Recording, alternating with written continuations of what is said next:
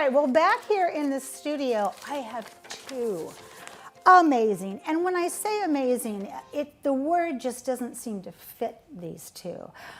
They are beautiful, intelligent, successful. They are mothers, they are daughters, they are partners, and they're changing the world one student at a time. Please join me in welcoming from Palmer Scholars, Denise Nicole Franklin. You are the Interim Executive Director, your first time on CityLine. Welcome. Thank you, Amanda, for having me. It's good to have you, my dear. You brought with you your sidekick over here because I see this woman everywhere. Alicia Cunningham, you are the Senior Development and Communications Director for Palmer Scholars. Welcome also your first time on CityLine. I can't believe, I've been passing you for years and just thinking, oh, I'll have her on eventually.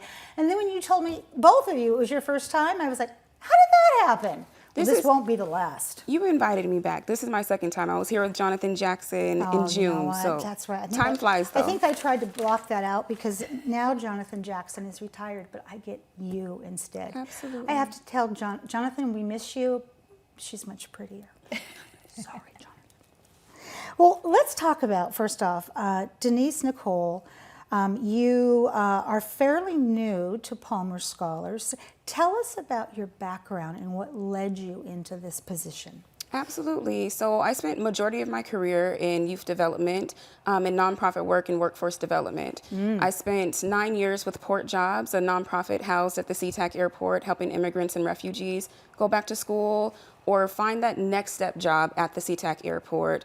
Spent some time doing that. The pandemic came in and turned our worlds upside down. Yeah. And because I built my home with Habitat for Humanity, I always knew I could be a woman in the trades. And so it was grocery work or trades work. And I went to a pre-apprenticeship training and I said, if you put me in this position, if I get through this boot camp, I know I'm in the right place. And so I did that, spent some time as a cement mason apprentice, realized this isn't where my career path is. My voice is better used serving and, workforce development. So I went back to ANEW, where I went through my pre-apprenticeship training, and I became the Director of Justice, Equity, Diversity, and Inclusion. Whoa! And spent some time doing that.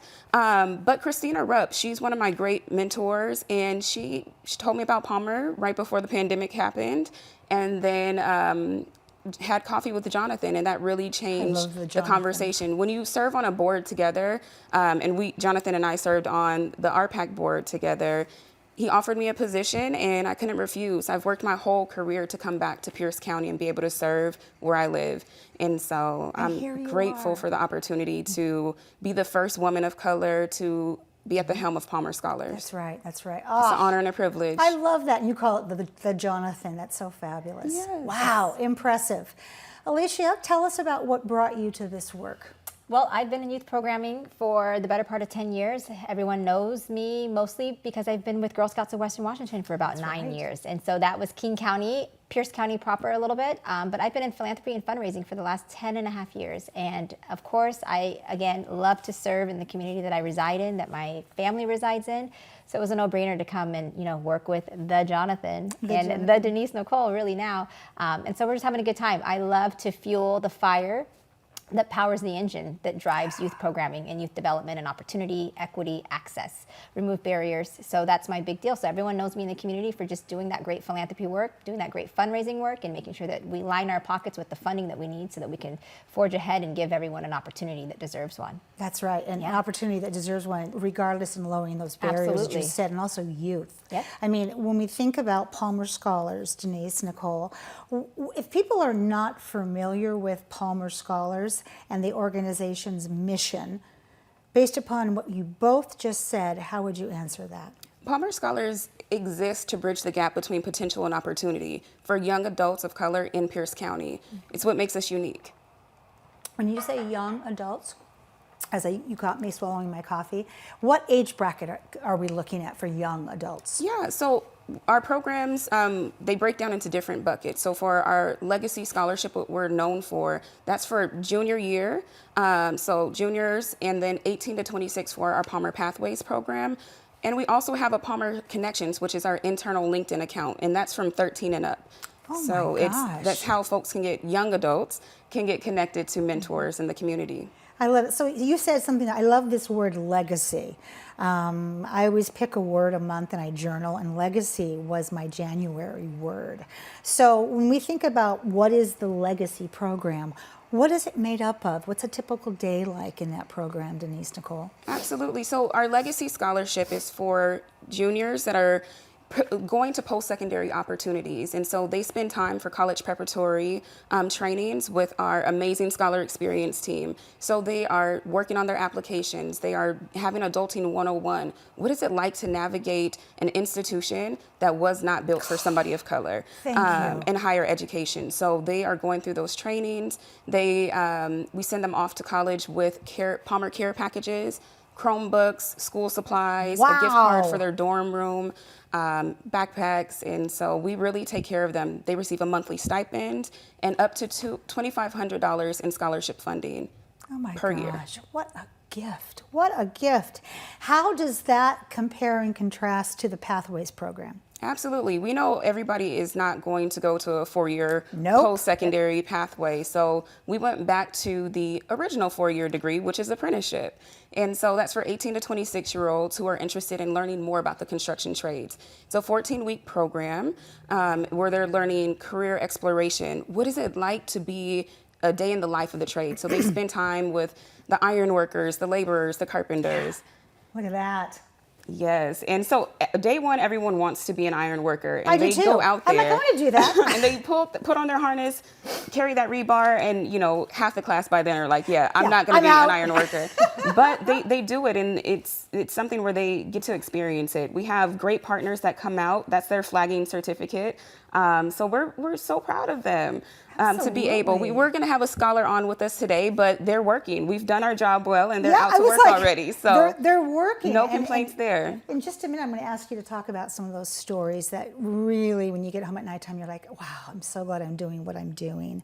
When we think about young adults in the Pierce County, rough number that we have served either in 2023 or from the inception of Palmer Scholars. Yeah, so we just produced our annual reports live on our website.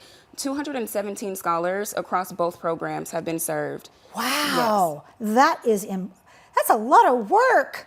I mean, to go out and to find people or to be able to garner their attention, to have them come in and then to let them know what there is to offer, that could take years to get people in the door for that, because our world is really janky right now.